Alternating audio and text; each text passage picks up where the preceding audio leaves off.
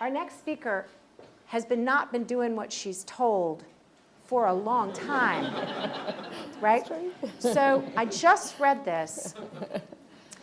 Her mother told her, don't get into medicine, right? Her mother said, don't do it.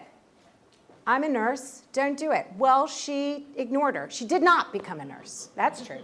That part you listened to. She became a doctor. And Ingrid Scheffer became a doctor, and then she got curious. So she wanted to, just as we heard from Ann Pedori, not only look at individual swans and hummingbirds and our beautiful, rare, and remarkable patients, but our children, but she wanted to understand more broadly about them so that she could help us come up with better treatments and ultimately the cures that we are looking for.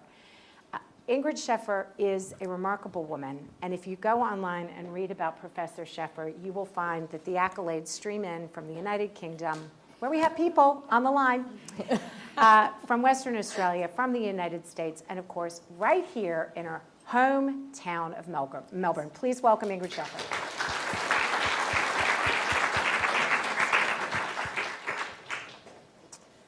Well, that's an impossible intro to follow. Thank you. And thank you. I'll just get my slide up. There we go.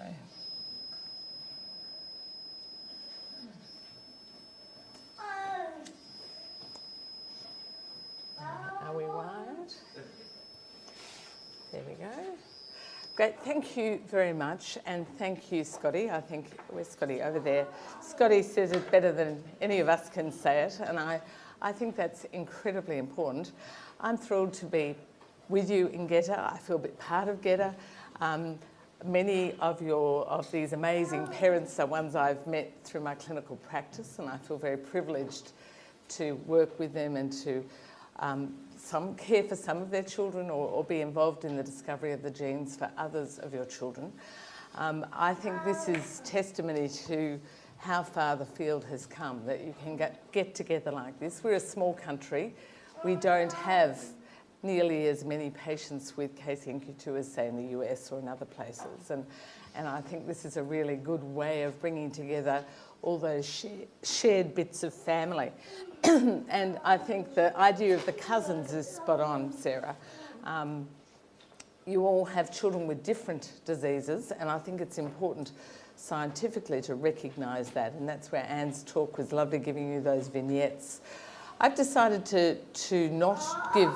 Anne gave a beautiful talk around precision medicine, and I'm sure the scientists that follow will talk right on specific models. I've decided to step back from that, not talk about our recent SYNGAP1 work, etc., because the SYNGAP1 is really important to 10 of you in the audience, but it's not really important to everyone else in the audience. So I decided to look a bit more big picture, talk to you about a very recent paper that we've published that's important to all of you broadly. But I wanted also to thank you all for participating in our research, and particularly these little people in the room that I know they're your babies, but I call them my babies too, I'm sorry, because I feel very invested in trying to make their futures better. And, you know, they are all very special people in their own right, and ones that you love dearly, and ones that we are here to try and improve their lives and get the best possible. So it's an exciting time. I think Anne and I are lucky, and the scientists, that we're working in this field at a time that it's just exploding. But it's also challenging because there are so many children, so many diseases, and each disease is a different scientific question.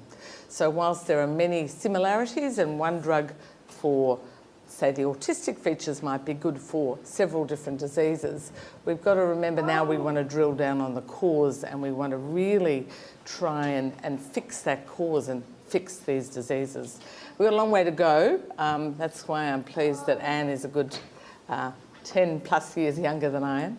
So there's plenty of room for us all to move. And I've just picked up some of the family icons there, or logos of the different things. There are loads more. That's one other thing I wanted to say before I got too started was, you know, Sarah said, don't worry if you're the first. Well, the reality is that all of you were small groups, each gene. There was just a few of this. The first SCM1A paper was 7 Dravet kids.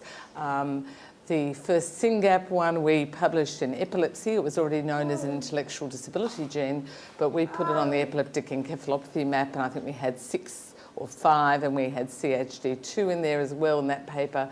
But you know, you all start small and grow big, and we're one world, thankfully, and that means you can get large numbers of people together and get your like-minded people who are facing the same disease, as well as GETA, which is all of you facing the same group of diseases.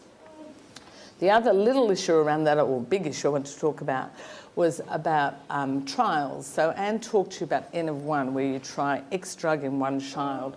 But that's not really super gold standard. That's where we all start. It's a great place to start.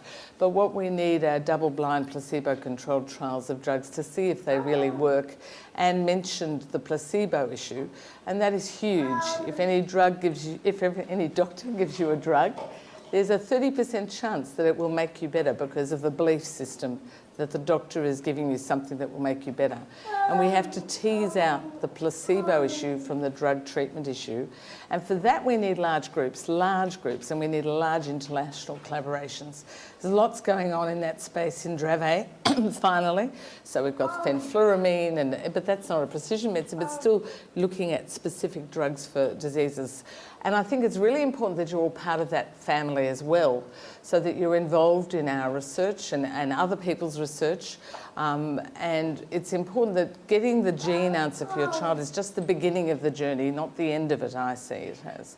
So if you have the gene, it's good to be on our databases so that if we do get involved in a precision medicine trial, or any trial for that matter, we can log on, look at all our case NQ2s. I'm just picking on you because I know quite a few in the room. And then we can contact you and say, are you interested? Often with trials, you need to be having a certain number of seizures, for example, or something, and we can then get in contact and work out ways to have that happen. So, you know, make sure you're still connected, and make sure you're connected with the researchers as well as the parent bodies. All right. So that was my first 5 minutes already, Sarah. That's not good, is it? Enjoy. You've got time. So I'm going to do a little bit of definition work, stepping back a little bit. And I know I did a bit of this last year, but I realised there are new parents in the room, and we have to take everyone on this journey, not just the old experts. But we're just going to focus, and we're focusing in the room on the developmental and epileptic encephalopathies. But to put that into a bigger bigger context, you see here all of the epilepsies, and you see that the focal epilepsies, and Anne was talking about the work in those malformations in the brain, is really in this group of focal epilepsies, which is 60% of all epilepsies. We have the generalized epilepsies like boring old childhood absence epilepsy. I say that because it's a much milder epilepsy, 25%. But then we have our big group of developmental and epileptic encephalopathies. Now, it'd be 10% or something, but of course it's a much more severe group, and that's why you're all here. So that's going to be the focus. I'm going to define that for you. And although a few of the slides are the same, many of them are not from last year. And the reason that I've got new ones in here is the world doesn't quite understand this concept. So when I'm overseas, I try to make slides that bring it home more to understand it for the doctors as well as parents. And then we're going to go into what causes them. I'm going to talk a bit about our recent work in Mosaicism, which many of you have helped us with. And I really thank you for that. And also, I'm going to touch on what we call comorbidities, and that's a term meaning associated disorders, because I think that's a big area that we need to think about. So epileptic encephalopathy, and this is the proper definition, it's where you have lots of epileptic activity. Here you see a discharge every second in this child's brain. So in this 8 seconds, you see 8 seconds worth of discharges. And this child's brain is having discharges every second that they're awake. And that epileptic activity, they're not obviously having seizures, it's the epileptic activity that's stopping them learning. It might make their behaviour difficult, and it's much more than just, say, a malformation like the malformations that Anne showed you. So here's a little girl with SCN2A encephalopathy, and when I met her, she was having a seizure every 5 minutes, and here you see her having a little tonic seizure. In fact, I admitted her from my rooms because I was so worried about her, and she had very frequent epileptic activity at that time. And we know that constant pummeling of the brain with epileptic activity leads to developmental slowing and going backwards. And that's what an epileptic encephalopathy means. Lots of people around the world are not using the term correctly. They sort of think, oh, you've got epilepsy and intellectual disability, but it's more than that. It's where the epileptic activity and the seizures are stopping development. So often the child just stagnates or goes backwards with the development. And that's why does that matter? Because it might be fixable. So here's 2 examples of why it might be fixable.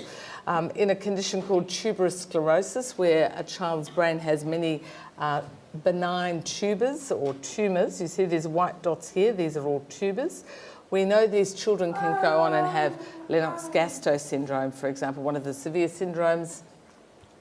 We also know if you take them to surgery and you remove the tuber that's causing most of the seizures, that child's process of epileptic encephalopathy can settle right down, and they might be left with no seizures, or they might just be left from focal seizures, but their development can keep going. So we know if you have that sort of process. Another one like this is Hypothalamic Hamartoma, which is a tumour in the middle of the brain, again not malignant, but can start this whole process of seizures and epileptic activity. So one question is there something you can remove? And with most of our genetic diseases, there's not, but sometimes there is. So it's a question that's important. The second one, of course, is the genetics, and here you see the sodium channel gene and the alpha subunits 1A, 2A and 8A and 3A now, all little gateways into the cell. This is the cell membrane, and the sodium ions, the little sodium particles, go through these gateways into the cell, and they cause our electrical currents and lead to seizures. So the best known one of the 1A, 2A and 8A is the 1A, which causes Dravet syndrome, but can even cause more severe presentations than Dravet syndrome.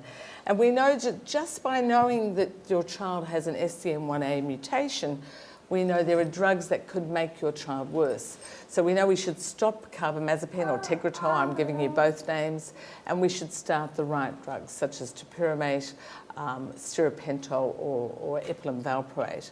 And if you do that, the parents will tell you the child's a bit brighter. Tegretol was making them worse. It doesn't mean that it restores them back to normal, but it can be a real difference choosing the right medicines. Now, this reminds me, I wanted to thank the parents in the room who've let me use their children's images. So I'm very grateful to you, and I think it makes a real difference to families, but importantly to doctors, to understand what we're talking about when we're talking about these disorders. Now, last year, through the classification group through the International League Against Epilepsy, we changed the term to developmental and epileptic encephalopathy. And that's because we know even in some very severe disorders, like this is a KCNQ2 little boy, and he's about 4 at the time, I think. And you can see he's got very severe impairment, and his seizures have stopped. So it's not the seizures here, it's not even the epileptic activity, it's KCNQ2, which is a potassium channel gene. So here you have a gene with a mutation causing very bad seizures in the newborn period and sometimes ongoing, but sometimes the seizures aren't so bad, but the child is left with cerebral palsy and severe intellectual disability, so there's a developmental issue due to the gene as well as the epileptic activity. And the issue is, what can we fix? Well, today we can work on the epileptic activity. The precision medicine approach hopefully will help us work on the gene. And just to show again, thank you to letting me show the children, but you can see here 3 different genes, 3 different movement disorders. And now we're realising that more and more of the children do have movement disorders. And there are a whole host of genes that haven't even been mentioned today, but to say that they're all really important and can affect the children's functioning. And you can see the little girl in the middle is much milder. And we probably do have a precision medicine we're about to trial in her, but the other 2 are much more severe impairment. Now, I wanted to touch for a moment on the syndromes because people often get confused between a gene encephalopathy and a syndrome, and I'm going to spend a few seconds going through the differences with this. There are many, many syndromes, and some of these syndromes are more due to one gene. Actually, Dravet is the poster child there, where about 90% of the children that I see would have an SCN1A mutation. But there are also a whole lot of syndromes that have many genes. So syndromes and gene disorders are different. And just to put up sort of the commonest ones are West, Lennox-Gastaut, Dravet, and this is epilepsy with myoclonic atonic seizures. It goes by a few names. Some people call it DOSA, some people call it myoclonic astatic epilepsy. But that ain't it. There are a whole lot more. These are much rarer. Anne mentioned Otahara, very rare, but causes KCNQ2 is one, SCN2A can cause it. This is the epilepsy aphasia spectrum group, again a rare group where the children have trouble. They can be normal and then lose speech and stop developing, or they may be not normal. But then there are other ones that are more focal, starting in one part of the brain. Rasmussen is a famous one of those. But I wanted to point out to those of you where your children didn't get a syndrome diagnosis, it's because not everyone fits into a syndrome. I'm upping my voice. Can you hear me okay? I just found it a bit hard before, so might be my age. So basically there are a whole bunch of children with early onset developmental and epileptic encephalopathy, and they don't fit necessarily in a syndrome, so don't feel left out if you don't fit in a syndrome. But one of the things that I think is important is that when we find a gene, we then have to understand the epilepsy and the presentation of that gene so that that child can walk in and I can go, I think this little girl might have CDKL5, for example, or IQ-Sec10. Or whatever gene it might be. So that's where clinical research helps, and that's what we're doing a lot with SYNGAP1, and I think have led to a lot of children around the world being recognised to have absence seizures that were previously not recognised to have absence seizures. But then there are children that fit in this group that have infantile onset, and then the whole broad group of developmental and epileptic encephalopathies. And you can even get epileptic encephalopathies in adult life. So the adults aren't out of it either, but most of it begins in childhood and infancy. All right, so I'm saying far too much. I'm going to have to scoot through some bits, but we're now up to what causes them. And sometimes people say, well, why does it matter to know the etiology or the cause? And I hope you all appreciate that I think an answer for you is really important, because it means, what did I do? Is there something I could have changed? No, it's bad luck. As said, better by Sarah than anyone else. If you ever watch the Australian story on which you can download on SBS, you hear Sarah, and what I heard her say is she said that the fact that we talked about it being due to bad luck was really helpful. And I never know out of the 100 things I say to a family what sticks, but that really made a difference to me to watch her say that. And it is just bad luck. It's the risk every single one of us has with every pregnancy that we ever have, in the whole world, that we have a risk of having a gene mutation in our child that is bad luck. It's nothing you did, nothing I did, it is just bad luck. And it helps us, if you get a gene, to understand the associated comorbidities, the diseases or problems that keep company with it.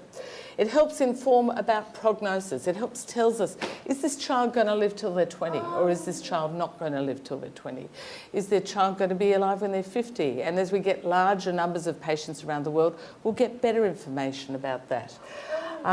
It helps us to guide management, as I've just said with the Dravet is an easy one. You stop the Tegretol, they get a bit better.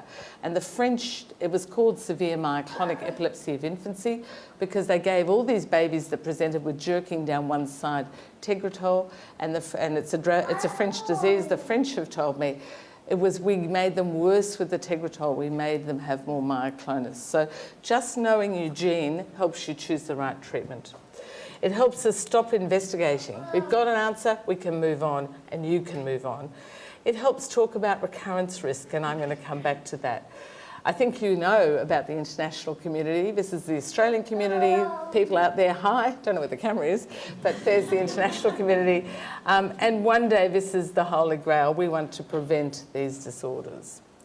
So I wanted to just talk in a bigger context about these diseases and say, well, some of them are acquired. We're now focused on genetics because we know that's where most of the ball game is, but some are acquired due to stroke, infection, or lack of oxygen at birth. But even when I trained, people laughed if you said epilepsy was genetic. That was the reality. So we've moved a huge way in 20, 25 years.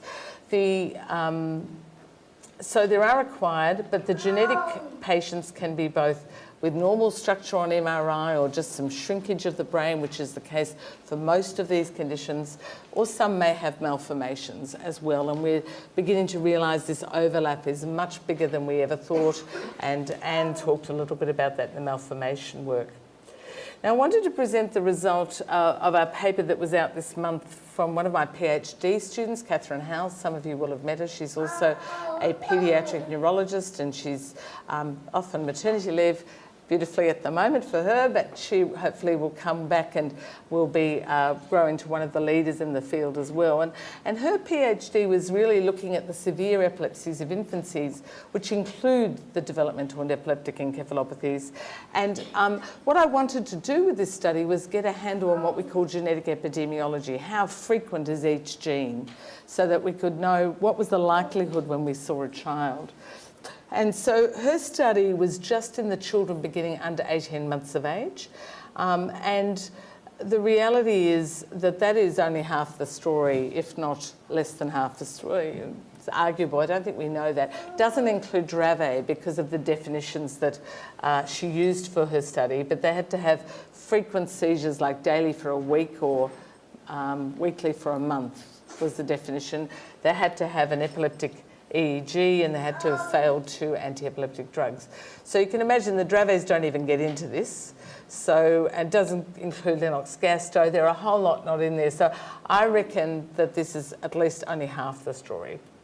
And what she found with her meticulous work was 114 patients over 3 years. And this is the line that's really important for funders, I think. 1 in 2,000 babies have this, under 18 months. But they're not all genetics, so we'll get onto that. And the cause, we did a whole comprehensive workup, and they all underwent whole exome sequencing, which is where we sequence 1% of all your genes, the bits that make your proteins. And I apologise if I'm using too simple words. So what we found was we found the cause in 2/3. So remember, that means 1/3 still not solved. We have a lot of work to do. And we found that only 12% had an acquired cause and were not genetic. We found that about almost 1/3 have malformations, and these include those focal malformations that Anne showed you, or other bigger ones. Anne showed you some hemimegaencephaly, I think, on one of those slides, where half your brain's malformed, a huge malformation. But the subtle ones we're very good at picking now through our epilepsy characterisation, through epilepsy admissions and workups. But here's the bottom line. Half of them we already know the gene. We're finding more all the time as more genes are found. And don't forget, some of the malformations are genes as well. So it's well over half are genetic, probably more than that. So in terms of what's the ultimate number, I would say if you take out the acquired cases, we're still at least at 1 in 2,000, probably more frequent. So this is big picture. What about the spectrum of a gene? A phenotype is the clinical presentation. Well, we have the very mild self-limited end, and this is where we're focused today, the developmental and epileptic encephalopathy end. But the problem, and this is where it gets really complicated, an epilepsy syndrome is not equivalent to a genetic disease, and one gene doesn't make one syndrome. So if you find it confusing, that's because it is difficult and complex, and many of the doctors don't get all this either. So, for example, taking SCN1A, we know that it can cause a very mild disease called GEFS+, where you just have a few febrile seizures and that's all, and you could be sitting in this room and perfectly normal. But we also know that it causes this group of developmental and epileptic encephalopathies. But even within this, we have big picture Dravet, but we have this one, we have epilepsy of infancy with migrating focal seizures, and we have a very profound impairment with SCN1A. So you can have SCN1A and be much worse than Dravet syndrome, just to give you some context. But then if you just take one syndrome, let's take this syndrome, and Anne and I are working on a paper that we're going to submit very soon on a big cohort of patients with this epilepsy of infancy with migrating focal seizures. What about the genes for that? Now, to be honest, I think, well, how many genes did we say yesterday? 26 genes have been reported for this syndrome. And that's what we're trying to work out, and we're doing it with Italian and with Chinese collaborators. Hello, if you're out there. And so that we've got a big group of 123 patients with this thing. So just to show you.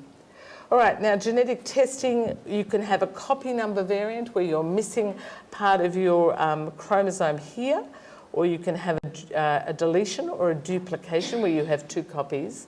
And these are found to cause about 4% of these severe epilepsies and contribute to 4%. Now, some of you may have been down this path where where your child has been found to have a little copy number variant of missing a part of their chromosome. And then one of the parents have had it, and it's turned out to be a nothing. We've said, well, it's probably a benign, means it doesn't hurt you, and it's led us in the wrong direction. So you have to be very careful about that. Needs a lot of expertise. But this is the problem, and this is from our review back in 2015. And every single little set of letters there is a different gene. There were 60 genes in 2015 for this group of disorders. Now there'd be well over 100, and I wouldn't be surprised if there were 200 because of the rapid progress in the area. And these are all different diseases. And you can see here I've listed a whole lot of different functions. I'm not going to go into them, there's cellular functions, but just to say it's a very big group of diseases. So who deserves testing? And I think for you in the room, you're probably here either because you've got an answer or you've got a young child. But really one of the issues I have to teach is everyone should be tested. And in the adult world, the adult neurologists aren't on top of this yet, and we have to keep teaching them that everybody needs testing. They should all have that copy number study, which we call a molecular karyotype. They maybe should have a gene if you thought of them as Dravet, but we've really moved now to whole exome sequencing. Sometimes is the better test. Sometimes people talk about a gene panel. I don't think that's quite as good. And we're headed towards whole genome sequencing. So exome is 1% of our genome. Whole genome sequencing is all 100%. And the problem is the analysis is difficult for whole genome sequencing. So what's the yield? In the karyotype, it's 4% where you find the cause. In the gene, it's disease dependent and it's expensive, so that's why I think we should be going for whole exome sequencing. In our study, you see it's 54%. I was at a lecture last week where someone said it was 70%. I'm not quite sure we're there, and Anne's not either. But I think 50% is certainly where we are, and we don't really know with whole genome. I'm sure there are lots of hidden answers. Where are the hidden answers? Well, there are genes we don't even know about, or parts of genes we don't even know about. There's a whole bit of area of the genome, the other, not the 1%, but the other 99% that's been called rubbish DNA. Well, I think that's rubbish. It's not rubbish DNA. And it's called non-coding. And just recently, a very cool new mutation in the non-coding part was found in a mild epilepsy. And I think that's really just opening a whole area. There are special types of mutations. I'm going to talk about mosaicism.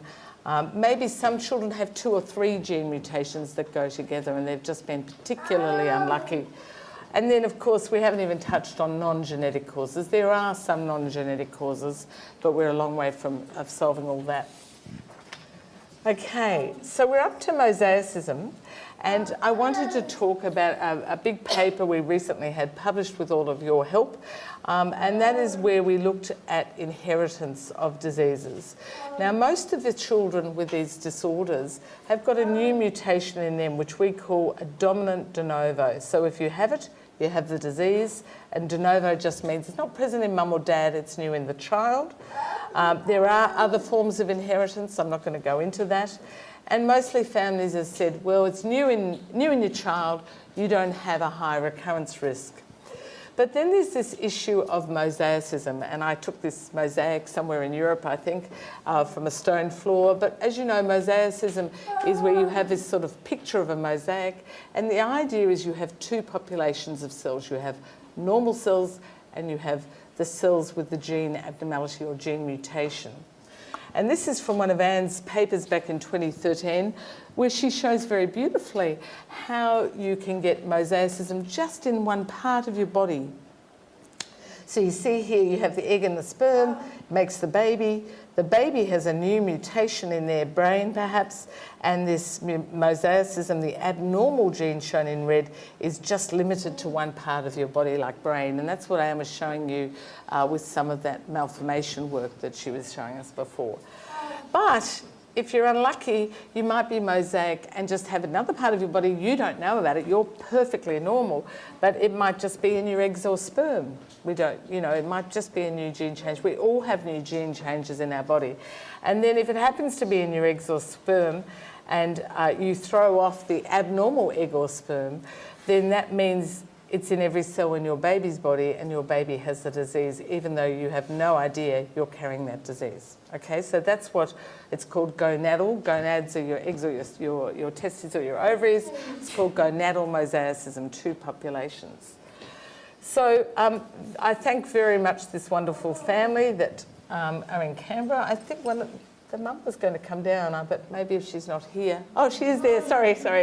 So thank you. These are her beautiful children, and they've gone into status because not your status, my status. When I get the circle of death on my computer, I call it status. I'm sorry. And yes, my computer's crashed.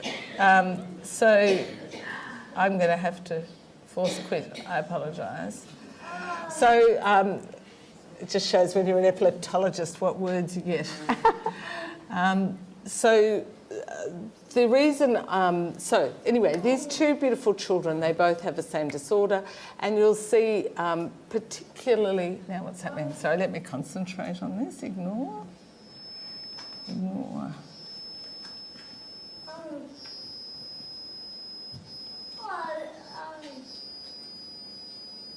Here we go.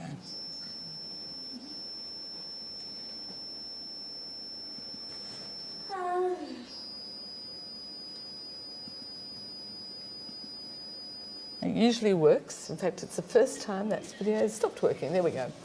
So thank you very much for letting me show the photo of your family, because I think that photo, the recent one that was taken, really says it all. And I think that people are very worried about this risk. And this is what we want to save families from having two children with this type of severe disorder. The other thing I wanted to point out, that is a 4-year-old girl, a little 2-year-old boy there, that the little boy has got a very severe movement disorder, and it affects his ability to be looked after. Like, you can hardly move him to a wheelchair because of his movement disorder. So in fact, his seizures are the least of his problems, really. It's the movement disorder that makes life very important, very difficult. And I'm going to talk about the comorbidities towards the end, and I just think it's really important to realise we're dealing with a lot more than epilepsy. So once you've got two children, really, with the disease, we're too late. We know that one of the parents must carry the disorder. It could be the father or the mother. And we want to make sure you have genetic counselling before you have a second affected child. So with my collaborator Heather Mefford and Candace Myers in the US, we did this targeted sequencing project to see if we could pick up mosaicism in parents via their blood or their saliva. We couldn't get their sperm or their eggs, but obviously that would be interesting to look at to see if it was at a higher level there. And what we did was we got blood or saliva or both, and we did this very targeted sequencing. And what that means is we took families where we knew the mutation in the child, and we looked for that mutation 200 times in the child, 200 times in mum and 200 times in dad. And we did this because traditional sequencing won't pick up low-level mosaicism. So here you can see this is traditional Sanger sequencing that will only pick up 20% mosaicism. And you can see here the child has two different, the mutation and the normal form of the gene, and the mum and dad don't show any mutation. They're both normal. We then did whole exome sequencing. Well, this is what many of his patients have had, and the child's got the mutation shown by these little dots, but not present in mum or dad. We then did this special test called single molecule MIPS, which is 200 times was what we could manage to do, and that was very challenging, took several years. And you can see here that in this family, the father is 11% of his 200 times looking at that mutation. The child has it in 50%, as you'd expect. The father's 11%. Why does that matter? Because they're at more risk of having a second child.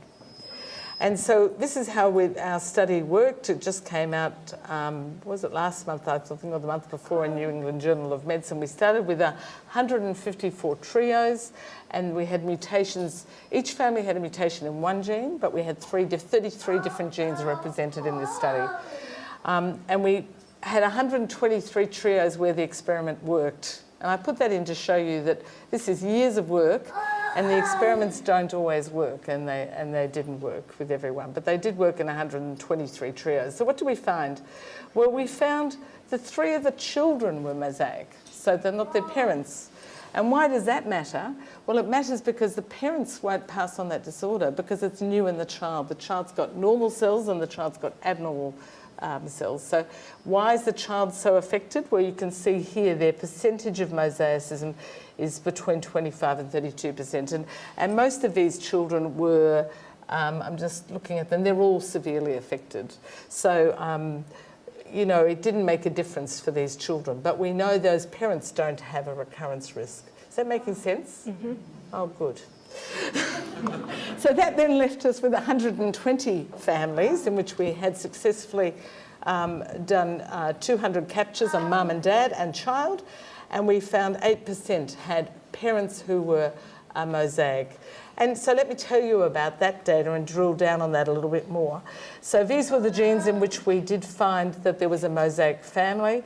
Interestingly, the Draves, we had 40 Dravet trios in there, and we had 3 out of 40, so almost 10%, and that replicates the finding in a Chinese study and all the others. And we're now finding that in many, many genes, as is Anne. We're both finding it, but it's really important for families.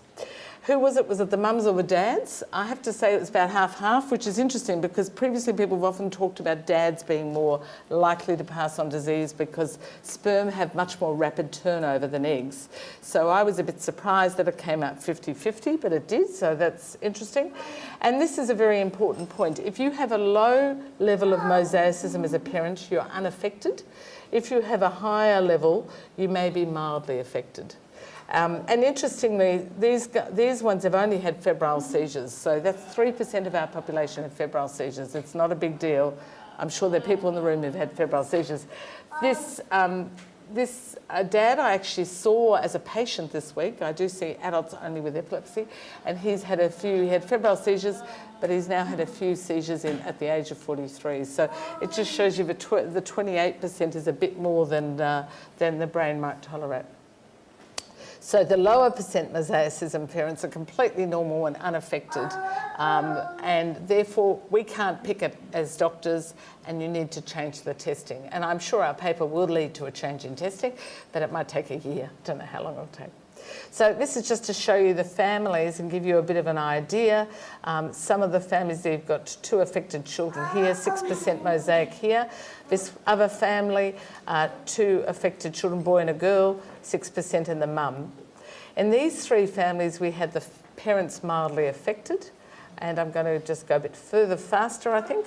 I've lost a bit of track of my time. How long? What time did I think we should start to wrap. No, but do you know what time I started? I had it, but because my computer crashed, I lost it. Why don't you go ahead and finish? You're a star. Okay. I don't interrupt stars. Keep going. Well, no, because I would have changed it for my rate. So 8% are positive. We need this different testing, and we want to do it before the second affected child. So if you're here with 1 affected child and you're planning more children and you know your mutation, you need to go back and start asking for this testing. It is not in the clinic yet, but it's time that we change this because this has been out for 1 month. It's time the world changed practice. Okay, we're going to just talk about comorbidities or other features. And this is just to say epilepsy is just the tip of the iceberg. Now, I know most of you know that, but the world doesn't. There's a bit of criticism coming back our way about we're just interested in the epilepsy, and I think nothing could be further from the truth. I'm interested in making your children have the best quality of life, and I know what my aim is at the end of the day. So in the developmental and epileptic encephalopathies, these comorbidities are just critical, and we have to recognise them and address them. And I think Scotty was alluding to that in what she was saying, that we really need to look at the whole child. And I think good paediatricians do look at the whole child. And I just put up a bunch of comorbidities there, but I think that there's a lot more than this bunch of comorbidities. It's just to try and show you the breadth of this issue. And I think that in clinical research, we have work to do in this domain as well. And this is work taken from, I've just used some of our Dravet studies, but I'm really keen for as many of you to participate in these studies as possible. And we have published papers with speech pathologists on the speech of Dravet syndrome, with orthopaedic surgeons and physiotherapists on the gait of Dravet syndrome, recently with a sleep paediatrician on sleep in Dravet syndrome, and very importantly, mortality in Dravet syndrome. And this is Molly up here, whose mum's here, who is a very amazing mum, incredible mum. And so is Molly. And Molly very sadly died of brain swelling. And we now know, last year we published this brain swelling, we now need to get treatments for these comorbidities, not just wait for this precision therapy, which is wonderful, but it's not here yet. And I've just sort of highlighted ideas. Therapy, which therapies might work for speech? Will surgery make gait better? I don't think it will, but I think we need to ask that question. What about sleep? We've got a paper under submission looking at melatonin, and did it work? Thank you to those of you that helped us with that. And how can I, if the next child with Molly's brain swelling comes along, what can we do to recognise it immediately and stop it happening? So this is from our meeting last October, which was our 5th Dravet and genetic epileptic encephalopathies meeting. It was the 5th Dravet and the first one more broadly. Many of you were here, but just to say thank you very much for all that you do for us. Now, these talks were more sort of what I call clinical and less sciencey, and they're all online, and you can watch them anytime you like in 45-minute snippets.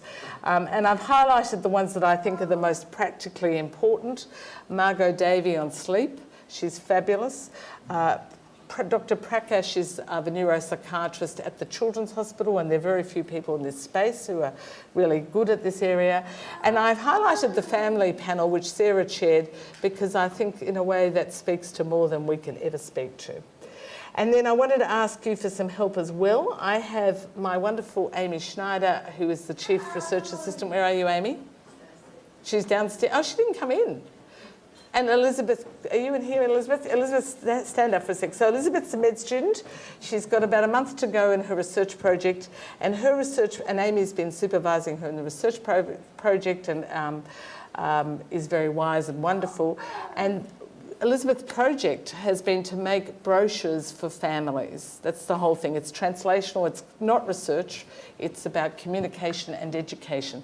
And my idea is to have these brochures that we can hand out in appointments, but more importantly, that we can have online, that anyone can, if you're in Gambia, you can look at it, or Korea or whatever, if you speak English, I guess. So we've done mock-up drafts. They've had many editions so far, haven't they? And I've asked Elizabeth to bring along a bunch of them today, and if any of you have time and inclination, I'd love you to scribble all over them. So this is in English, Ingrid. Tell us what is. And just so we can make it better, the pictures are all mock-ups at the moment. I realise not all the pictures go with the right syndrome, so don't worry about that. And just to say that I can't do this alone, no one can do it alone. This is the fabulous team I work with. You'll see Steve in the front row here. We've worked together for how long, Steve? 10 years? 17. Oh my God. And it's a whole team of people, and Amy is one of 10 of our research assistants, and we work hard, we dedicate ourselves to trying to improve this space, but we do it as a team, and I'm incredibly fortunate. I'm unlike Anne, I don't go in the lab, I don't have any lab skills, but I think there's room for all of us to bring our science to try and help your children. Thank you. Okay, right.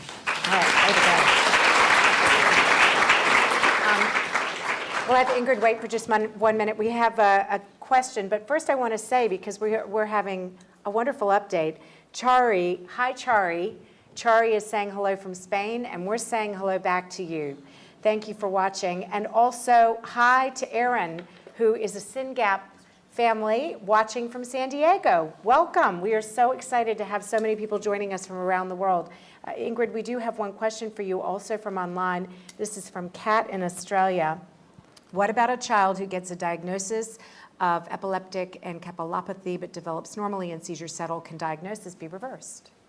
So I wouldn't say that was, thank you, Kat. That's great that you asked that. I wouldn't say that the diagnosis is reversed, but I would say that sometimes these disorders settle down, and therefore you can have a normal outcome, but they're not often, you know, if you're developmentally abnormal to start with, and then you get this epileptic encephalopathy process on top of that, it's very unlikely you'll end up being normal. But for example, there's a diagnosis of Landau-Kleffner syndrome where a child has normal development, loses speech, stops understanding, may have seizures. The seizures can be mild or can be terrible.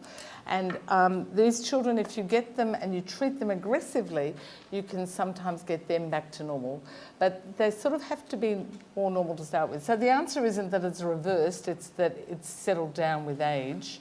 But I think talking to a group of parents here with children who are obviously very severely disabled, I don't want to give the wrong hope. I want to give you a realistic hope. I try and put myself in your space and think, how would I best cope with what I'm dealing with?